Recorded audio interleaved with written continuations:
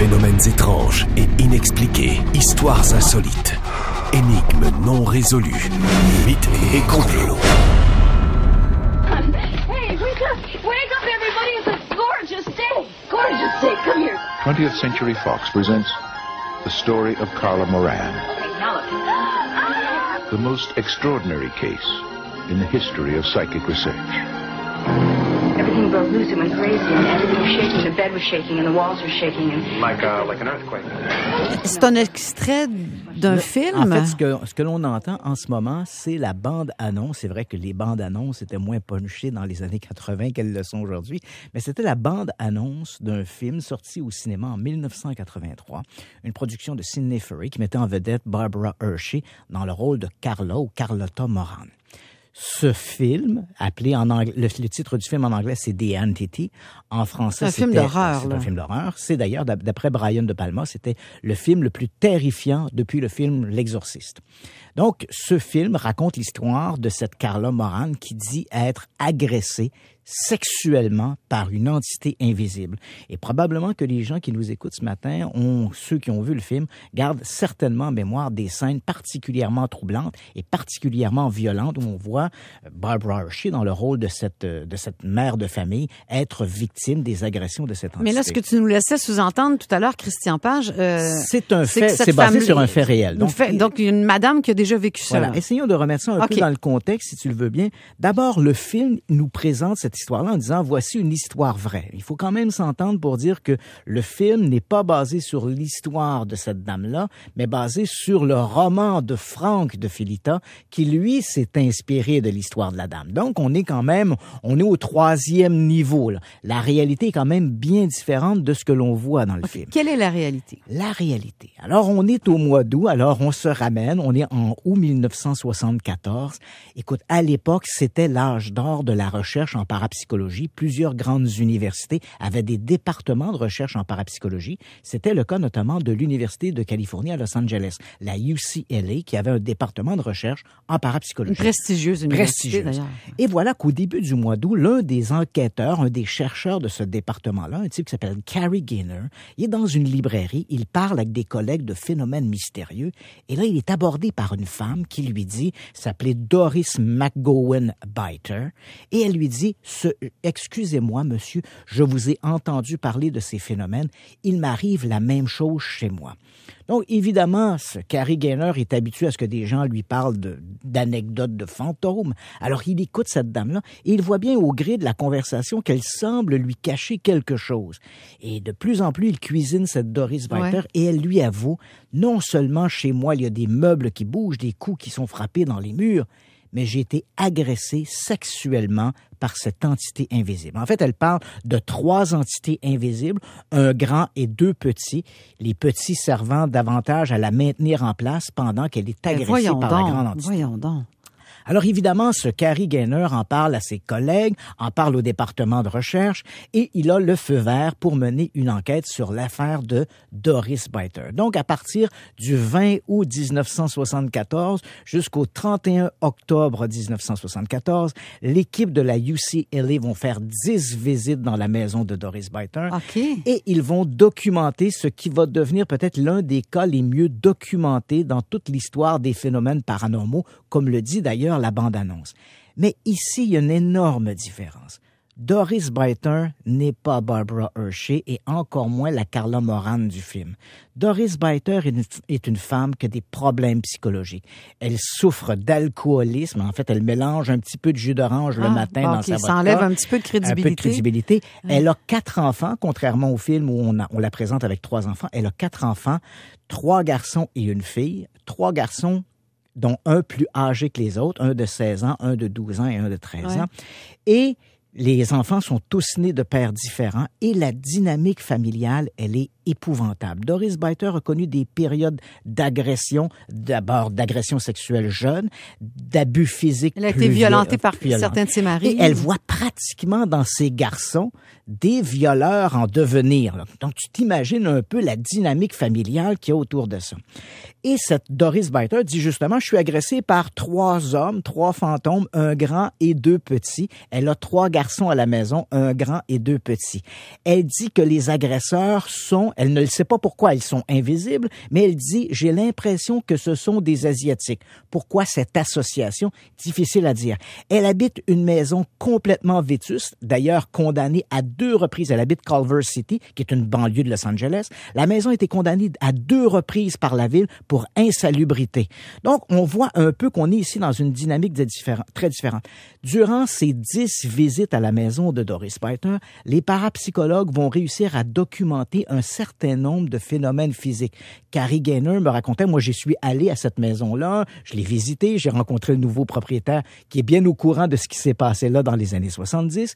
Et l'un des enquêteurs, Carrie Gaynor, me dit, la première fois où je suis rentré chez Doris Biter, une armoire s'est ouverte devant mes yeux et une poêle à frire en est sortie. Et si je me serais pas penché, je l'aurais eu directement dans le front. Okay. Donc, les phénomènes physiques rapportés semblent avoir été bien réels et bien documentés. Mais il faut savoir que dès le départ, les parapsychologues ont rejeté les agressions sexuelles. Pour eux, il est clair que toute cette histoire d'agression, c'est une fabulation de Doris Biter. Mais tu comprendras que lorsque Frank de Filita va écrire son roman en s'inspirant de cette histoire, le sexe vend bien. Alors, il va focaliser sur les agressions sexuelles et les phénomènes de poltergeist dans le roman ne servent qu'à introduire l'arrivée de cette entité invisible. Mais dans les faits, jamais les soi-disant agressions sexuelles contre Doris Biter ne se sont produites ou à tout le moins n'ont été documentées par quelques témoins que ce soit. Ça me soulage. Éventuellement, cette histoire-là va faire l'objet, comme je l'ai mentionné, d'un roman de Frank de Filita qui va sortir à la fin des années 70. Mais le roman est aussi romancé. Oui, absolument. Voilà. Il s'inspire uniquement de cette histoire-là. L'histoire de Frank de Filita, son intervention là-dedans, il faut savoir qu'en 1974, il venait de terminer un roman qui s'appelle Le roman d'Audrey Rose, une histoire de réincarnation, qui a d'ailleurs été adapté au cinéma avec Anthony Hopkins dans le rôle principal. Et là, ce Frank de Filita cherchait à écrire un nouveau roman, une histoire de fantôme. Alors, il avait fait parvenir à différents centres de recherche en parapsychologie aux États-Unis une lettre en disant « Je suis Frank de Filita. Si vous avez une bonne histoire de fantôme à me raconter, je serais intéressé. » Et c'est comme ça qu'il en est venu à s'intéresser à l'histoire de Doris Biter. Doris Biter est décédée au milieu des années 90. Elle n'avait pas encore 50 ans. J'ai parlé avec ses fils. C'était une femme qui avait des problèmes, qui était très troublée. Hein? Rien que pour te dire, après avoir quitté la petite maison de Culver City, là, cette fameuse maison qui avait été condamnée par la ville, elle a déménagé à San Bernardino, elle a déménagé au Texas et est revenue en Californie. Et chaque fois, elle disait que l'entité la poursuivait. Elle a même contacté éventuellement les chercheurs de l'Université de Californie pour leur dire « Je suis tombée enceinte par l'entité qui m'a engrossée. » C'est un problème de santé mentale. Donc, tu vois, voilà. Donc, la Doris Biter de la réalité n'est pas la Carla Moran du film The Entity et encore moins Barbara Hershey. Bon. Mais c'est une histoire tout à fait fantastique et qui encore aujourd'hui fait fantasmer les gens du domaine du paranormal. Et bien sûr, on fait malheureusement ce raccourci entre le film et le fait réel sans faire de distinction que la réalité n'est peut-être pas forcément clair que ça frappe l'imaginaire. Bien sûr, être agressé sexuellement par des fantômes, par des entités invisibles, absolument. Bon, Christian, maintenant, on s'en va au Brésil, à Rio de Janeiro. Ouais, là, je te raconte une histoire qui est tout à fait extraordinaire et qui fait aussi beaucoup fantasmer, et en particulier les amateurs d'histoires d'ovnis ou de trucs semblables. Hein. On est au mois d'août, en fait, on est le 20 août 1966. On se trouve à Niterói. Niterói, c'est une banlieue de Rio de Janeiro.